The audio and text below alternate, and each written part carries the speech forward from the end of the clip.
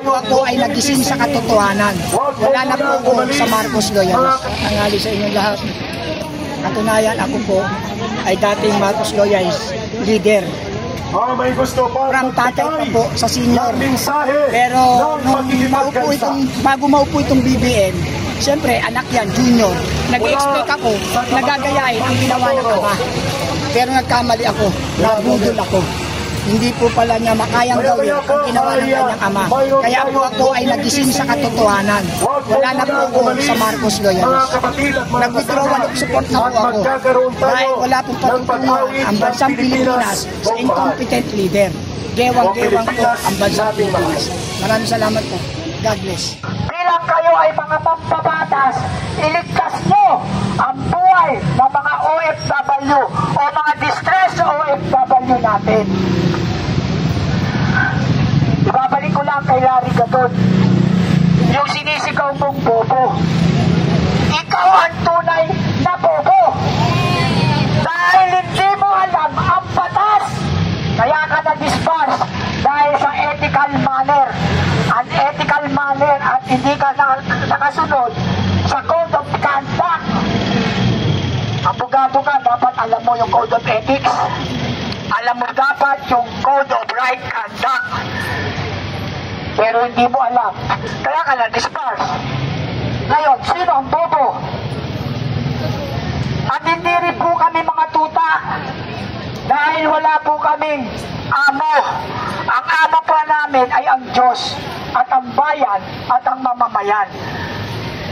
Kung kay Duterte kami ngayon, dahil si Duterte ang tunay na naglingkod sa bayan, nagmalasakit at nagmahal sa bayang Pilipinas. Kaya kay Duterte kami.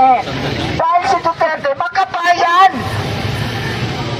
Hindi dahil sa Duterte siya, dahil makabayan siya. Actually, hindi deserve sa Pangulong Duterte ang manatili sa bahid. For humanitarian consideration sana, igawad ng Pangulong BBM yung humanitarian consideration na ginawa ni Pangulong Duterte sa kanyang mahal na ina, na natulad sa Sandigan Bayan, na convicted na at na-issue ng warrant of arrest na ang mag-i-implement ay si General Albayalde. Subalit, inutos ng Pangulong Duterte for humanitarian consideration dahil matanda na, huwag iserve ang warrant of arrest. Nakita niyo kabutihan ng Duterte, kaya mahal ng mamamayan si Pangulong Duterte. Ngayon, ang Supreme Court ay nagdesisyon na naaayon sa batas. Bakit kayo nagre-reklamo? Hindi naman kayo abogado. Kasi ito ikaw Larry Gadon, consider hindi ka na abogado kasi dispatch ka na. Tinanggalan ka ng lisensya, kaya you are not included as a lawyer. Kaya sana maraming salamat sa lahat ng mga nakiisa. At ito ay isang public sentiment. Sentimento ito ng mga mamayang Pilipino na talagang apektado sa pamumulitika ng mga taong gobyerno. Tigilan nyo na po ang pamumulitika. Tama na po yan. Unahin nyo na po ang sobrang kahirapan ng ating bansa. Iawon nyo sa kahirapan ang bansang Pilipinas. Yun po ang tama dahil kayo po ay public servant. Pag sinabing public servant, lingkod bayan. Kami po ang dapat yung paglingkuran at hindi po ang inyong mga political party.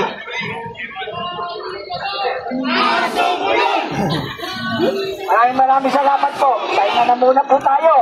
Mga vlogger, maraming salamat sa inyo ha. Kawawa po ang ating bayan at mamamayan kapag mananatili ang isang incompetent leader. Kaya dapat po tayo magkaisa at magising sa katotohanan. Ito si Larry Gadon, isa pa to salita ng bobo. Hindi na pala alam ang batas na unconstitutional ang magsampa ng impeachment ng 4 na beses. Ako po ay hindi abogado. Nagbabasa lang din po. ng batas. At ako po'y dating estudyante rin at nag-graduate po ng criminology. Dating nangarap na maging pulis din. Kaya ngayon, ang aking tapang ay ginagamit ko para panindigan na ang ating bayan ay naghihirap na dahil sa incompetent leader na nakaupo ngayon sa Malacanang. Sana naman po pakiusap, kung hindi nyo rin lang kayang panindigan ang hawakan ng bansang Pilipinas, step down na po at ibigay sa karapat-dapat para ang mamamayang Pilipino ay magkaroon na ng simula at ng isang tunay na pagbabago para sa bansa at mamamayan. Noon nagmamadali sila. Sabi nila, Supreme Court, bilisan nyo na! Desisyonan nyo na nang ma-impeach na namin ang BP Sara Duterte na yan. Dahil kurakot, nagmamadali sila. Hindi nila iniisip, pinag-aaralan ng gusto ng mga Supreme Court justices ang grounds for impeachment. Wala pong grounds for impeachment. Unconstitutional. Kaya nang magdesisyon ang Supreme Court na unconstitutional ang impeachment na yan, dapat naman tanggapin nyo na maluwag sa inyong kalooban. Dahil yun po ang tama at karapat-dapat. Subalit bakit kumukontra na naman kayo?